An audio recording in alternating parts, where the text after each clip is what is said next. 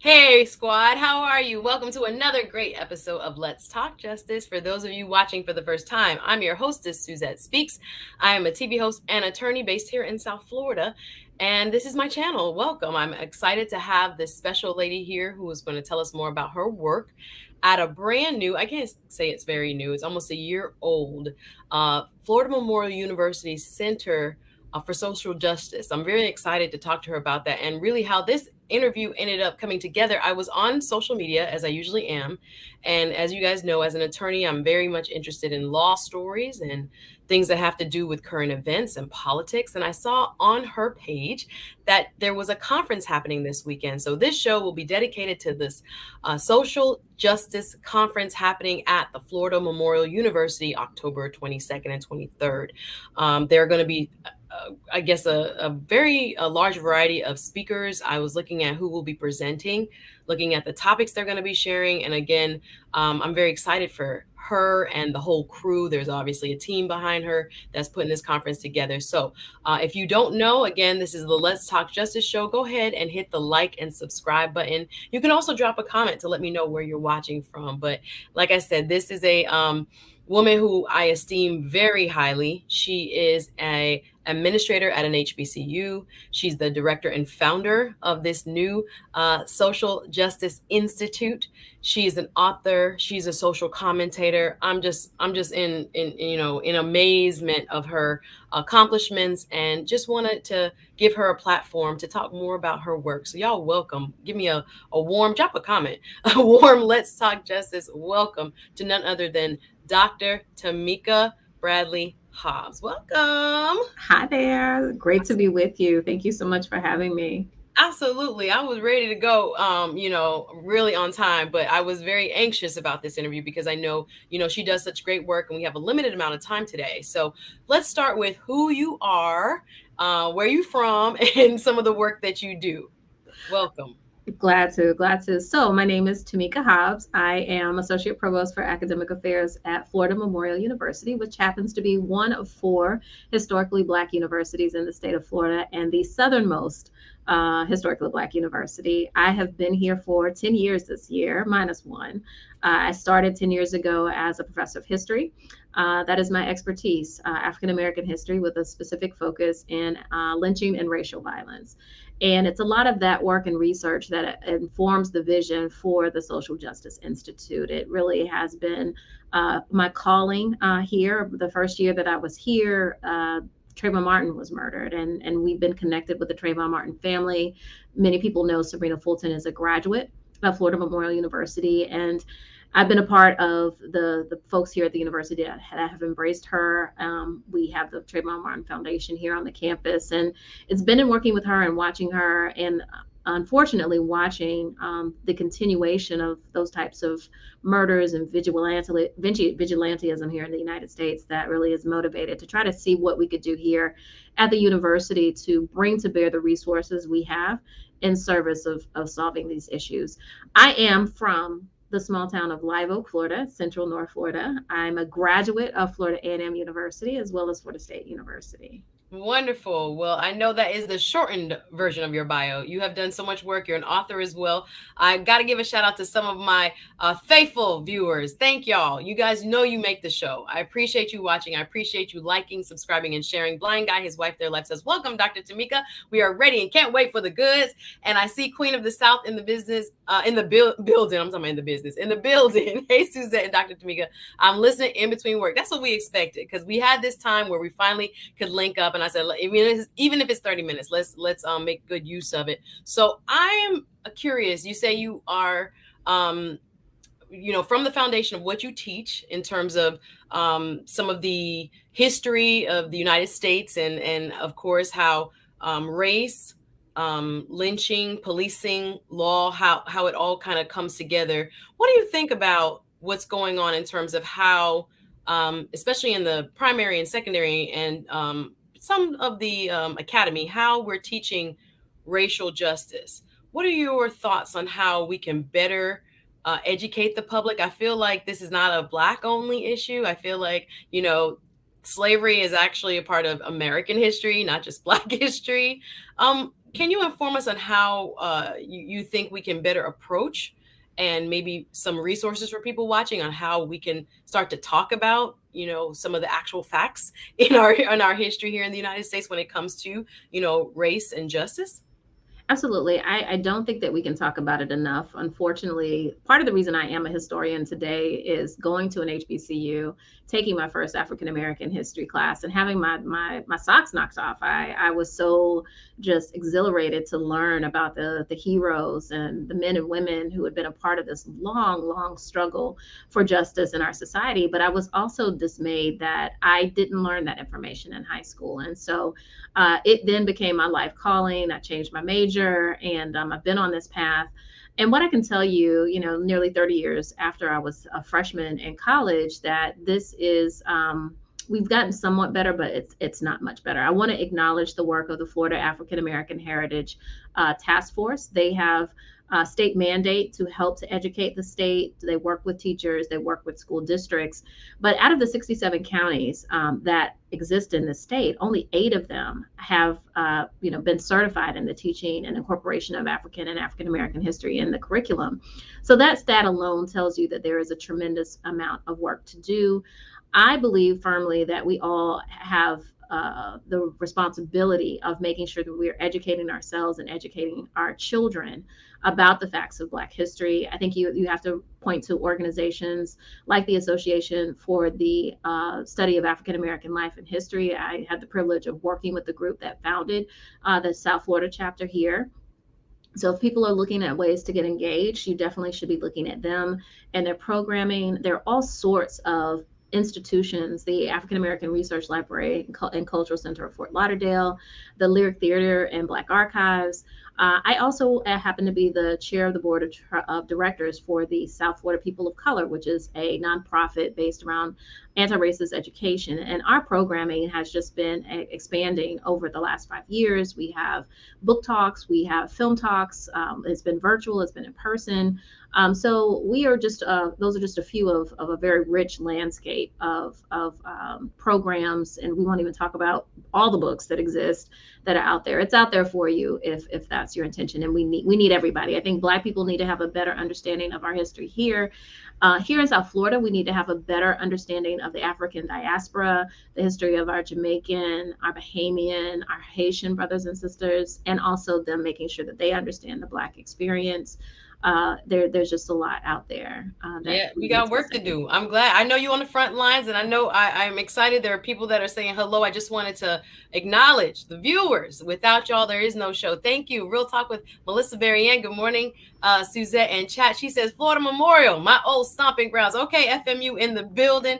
Friendsgiving says, hey, Suzette Speaks and guests. Thank you so much for watching. This is Let's Talk Justice. I'm talking to Dr. Tamika Bradley Hobbs. She is the founding director of the FMU Institute for Social Justice. They have a huge conference coming up this weekend. So I want to give her an opportunity to talk about that. I see Queen of the South chiming in. Florida has a rich cultural heritage for sure, a very important part of America with St. Augustine. Yes, I know we talk a lot about the Pilgrims, but we had a little action down here at St. Augustine Shores. And again, sometimes it depends on who gets to write the history is where and who is emphasized. And that's why we have to get more involved in the discussion behind, who we are as the African diaspora and our influence in the United States based on, our cuisine, our language, and pop culture, even, and some of the very unsung parts of our history. So I'm grateful that you've shared some of the resources that we have here in Florida and beyond. So I want to ask you your vision for the Institute. It was birthed last year during 2020, during a year of great, what we're calling now racial reckoning. I don't know how much we've reckoned, but we started anyway. There was I no way. reckon we reckon it, yes. We reckoned that we had some reckoning, but we had, some new discussions, some new awareness, a new generation stepping forward to get involved in the fight. So tell me coming up with this idea, what do you hope it does? What is its purpose? How does it function? Tell us more about what the Sure. Institute will be doing. In a nutshell, our goal with the Social Justice Institute here at Florida Memorial is to become a solutions focused think tank that is a very active part of coming up with formulating concrete solutions to the problems that plague us, specifically around the areas of racial inequality and social injustice. Mhm. We have so much to offer from our faculty who conduct research, most importantly, our students who are going to be those change agents of the future. It's very important for us to get in front of them and to charge them to, number one, to make sure that they have a lens and an awareness to be able to identify these racial disparities and social inequalities where they exist. But most importantly, to be able to know what types of actions, what types of steps to be able to take in order to create that change. And so Even that's a big part of what we hope to do. And that is all built into the agenda for this conference that's I kicking off love on it. Thursday night. The blueprint. Sorry to interrupt. The blueprint. So what do you do? We want to make a difference. We want to have our voices heard. We want to change policy. We want to, figure this thing out. So I'm glad there is now a kind of clearinghouse for how and coming together, because we are stronger together to make things happen and have change both here in Florida and beyond. Friendsgiving says South Florida is so diverse. Absolutely. We got all kinds of black down here, which I love. Real talk with Melissa Berrien says, do you think the way America separates our history is why people feel it's a difficult conversation to have?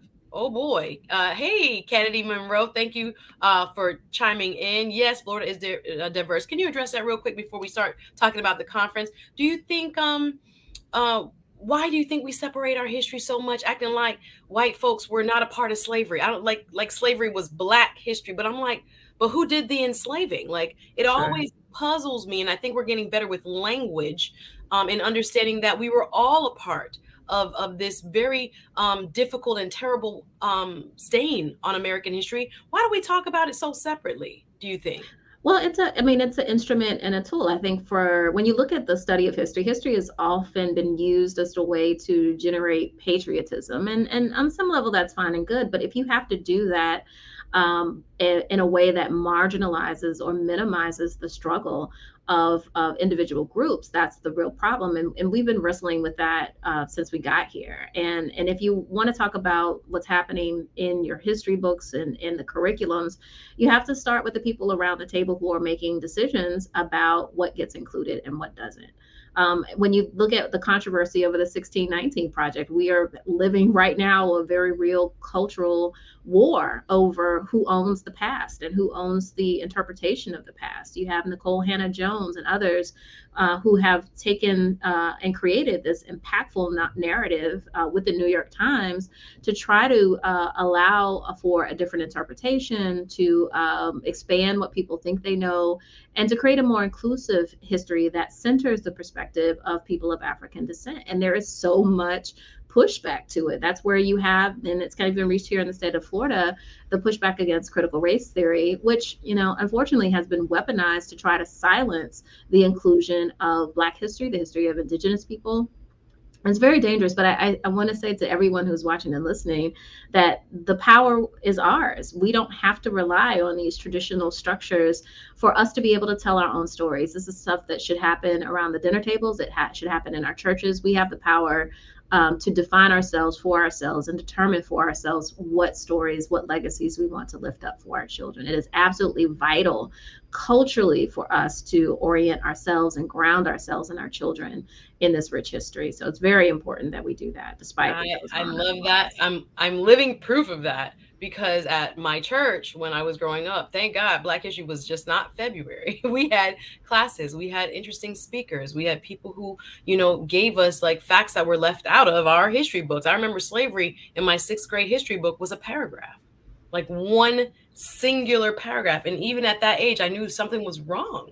I was like, Mm-hmm. wow, this is very interesting. But I know we could go. I want you to come back, because there's so much that we need to talk about. But I want to talk about this conference. Real talk Yes. with Melissa Berrien says, the patriotism aspect. I get it. So true on the curriculum. All right, we got to get to the conference. That's why Yes. she's here. Shout out to Jasmine Rogers. She is one of the main organizers of the conference. She wanted to be a part of the interview. I'm so sorry her time schedule didn't work out. I want to shout you out, sister. I know you're doing the work. So we want to talk about this conference.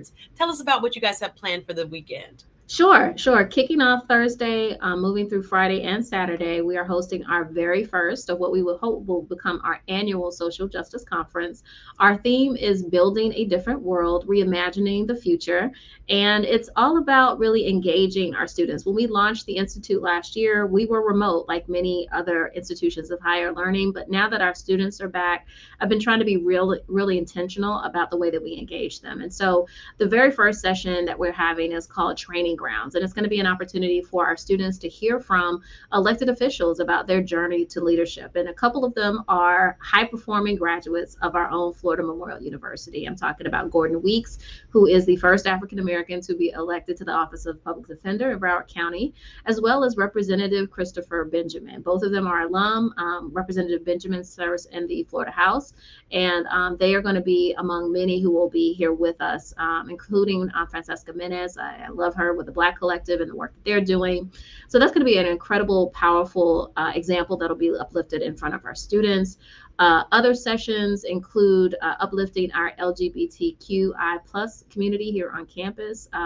We have Zanea Watts, who is a student here. She is the founder of the very first LGBTQI plus group on our campus. And so we wanted to make space for them. And then that very important conversation. State Senator Chevron Jones will be one of the panelists there. Jasmine Rogers will be moderating. It's going to be one that's going to be very exciting. When we talk about conversations around inclusion on Saturday, we are having a conversation about anti-Blackness in the Latinx community. Again, that's a very real phenomenon here in South Florida, so we wanted to uplift that and give that space. So that's going to be Saturday, October 23rd at 1. And before that, on Saturday, we are so thrilled to be able to host NSAY UFOT with the New Georgia Project in conversation with our very own Desmond Meade of the Florida Rights Restoration Coalition. I get excited about this as a historian because 50 years from now, when people want to know who was leading change in the early 21st century for people of color, they're going to be calling the names of NSAY UFOT and Desmond Meade. And so to have them together on our campus on stage is just going to be phenomenal. And so people can find out more information to see the complete lineup and to register. The link is differentworld2021.eventbrite.com. Again, differentworld2021.eventbrite.com. You can get a complete listing of our schedule there. You can register there. We do hope you come out.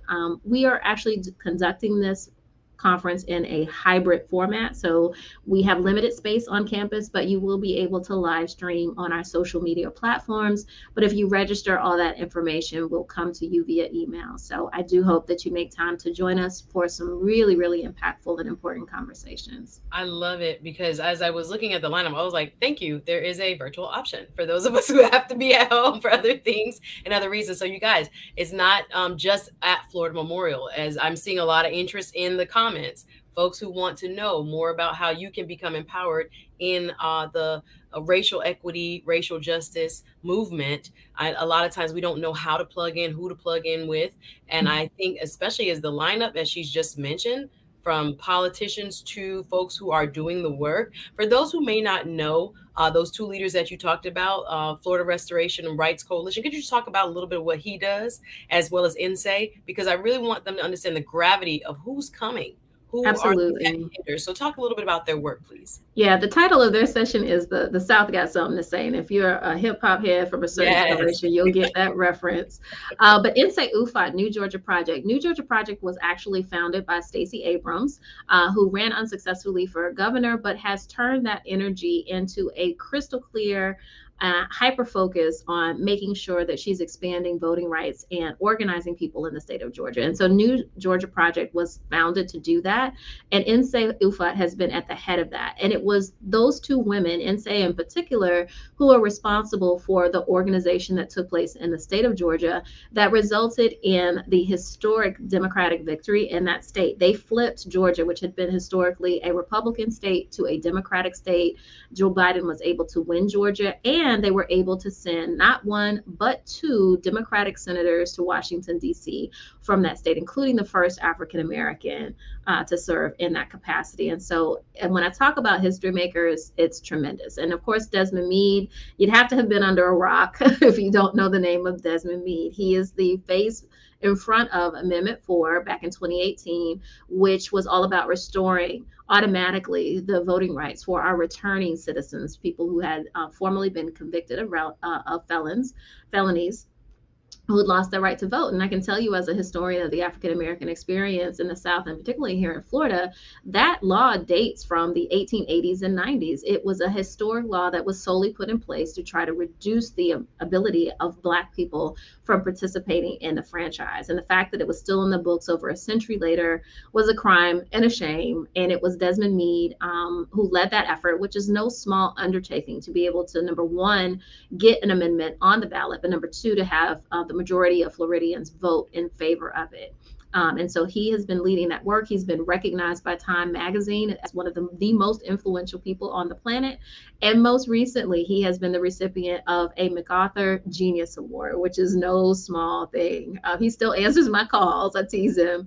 But Desmond is a huge deal, and is an established star and a rising star in our national political landscape, and has done tremendous work here in the state of Florida. We're talking about over 1 million people who can now vote in the state of Florida because of his efforts. And so to have Nsé Ufot and Desmond Meade together on one stage is going to be a very powerful conversation. And I'm hoping that our students, our community, will be energized to bring some of that same energy to our political activity, to continue it in the case of Desmond, but also in the example that we see with the New Georgia Project, to see if we can work some of that magic here.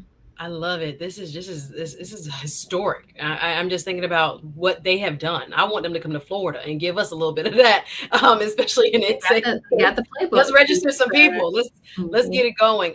Mention the last session. You guys have a DJ. You have prize giveaways, step contest. It's going to be a big deal, y'all. So y'all, please go on the Eventbrite. I'm going to put it in the description where you guys can register and get all the information.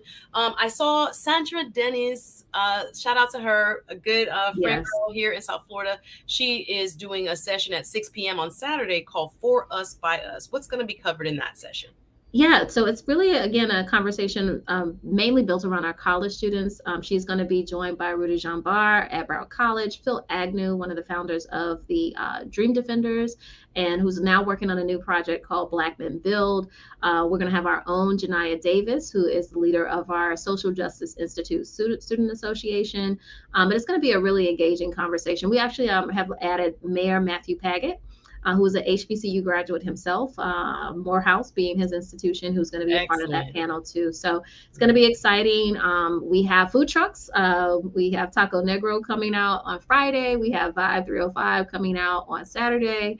You mentioned the DJs. We just want to make it, this is how we do it. Like, political education doesn't have to be, stiff and stifled. We can bring that same energy that we do to everything else to this very important type of activity. And also, I want to just uplift one final thing.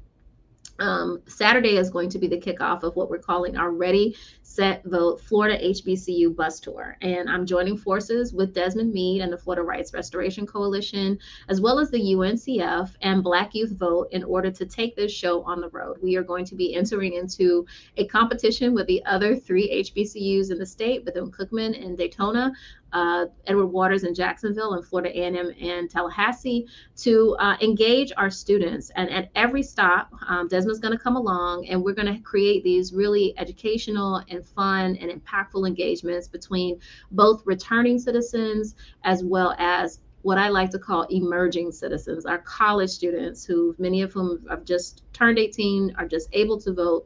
But we want to energize them and help to get them focused on what power they have at their fingertips, not just in the act of voting, but when they have an educated vote that can be wielded in unison with entire communities. We can, to use the theme of the conference, build a different world. I love it. And everything looks like Different World, the show kind of imagery. I'm loving it. Like, yes, bring back that type of, Black intellectualism. And, you are such a, a heavy hitter when it comes to this type of work and understanding, both where it came from and where it's needed. I know you got about 60 seconds left, Suzette. I always enjoy watching because my sister lives in Broward County. Hey, you're amazing. Oh, thank you. Amazing host, plus your guests are fine. She was like, how much time? Well, we got about 60 seconds left. So I'm always curious, because when people say, what's the solution to more racial equity, less systemic discrimination. There's so many different avenues, but I want to ask you in the time we have left, where is the next best step, if there is one step? I know that's a huge, question, but I always want to know, people like, well, give money to, scholarships, or do we get reparations, or do we have to work on what voting rights? If you had to choose maybe one, even two, particular areas where we could concentrate, where would you, based on your, vast experience and knowledge, think we should be focused? Okay. I think you have to start by addressing one of the areas of focus that we have for the Institute, and that is understanding systemic racism. Far too few people of color and far too few people who are not colored understand the issue at hand. They don't understand how implicit racial bias, they don't understand institutional racism, and they don't know how all those things connect to create this tangled web of systemic racism. So number one, we have to educate ourselves and understand the problems and the dynamics behind it. Secondarily to that, and why I've decided to focus on civic engagement for this academic year and for this conference, is that we have the power as educated voters to use our voice and to mobilize behind elected officials. Some of us need to be running for office. Some of us just need to use the power that is in our ballot in order to move the needle in a particular direction. It takes education, it takes commitment, it takes organization, it takes people showing up, and far too many people leave their ballots on the table, and that's why we keep being stuck in these patterns of exclusion. It's when we all use our voices that we're able to affect change. And when we know this is true because of all of the continuous efforts towards voter disenfranchisement, we're still fighting this battle and have ever since Black men earned the right to vote with the 15th Amendment in 1870. If it didn't matter, they wouldn't work so hard to deprive us of it. And so that is the work that I'm willing to do and have my sights focused on right now. That's the word. Y'all, we have to leave it there. She's going to be back, y'all. I hope she will be back. I would love to come back. Thank you. Blind guy, his wife, guys. I'm sorry she has to get to work. These events, yes, she's doing the work, bringing solutions. Real talk with Melissa Varian. Yes, yes, she is. She is agreeing with y'all that this is the type of discussion we need. As she's saying, so many of us are really ill-informed about systemic racism and what it means and how it manifests and how it impacts real lives. So I'm so glad you're doing this work. Thanks for taking time out of your busy day. Y'all give it up for none other than Dr. Tamika Hobbs, the founder and director of FMU's Social Justice Institute. Y'all check out this conference coming up this weekend. Please. It's going to be big, whether you go in person or online. Please support. I appreciate you being here. Thank you so much, y'all, for watching. Keep doing what you're doing. I'm so glad about the show. Congratulations. And it's an honor to be with you. I appreciate you. Thank you, ma'am. And we'll have you back. All right. Y'all take care. Thanks so much for watching. See you next time. Bye-bye.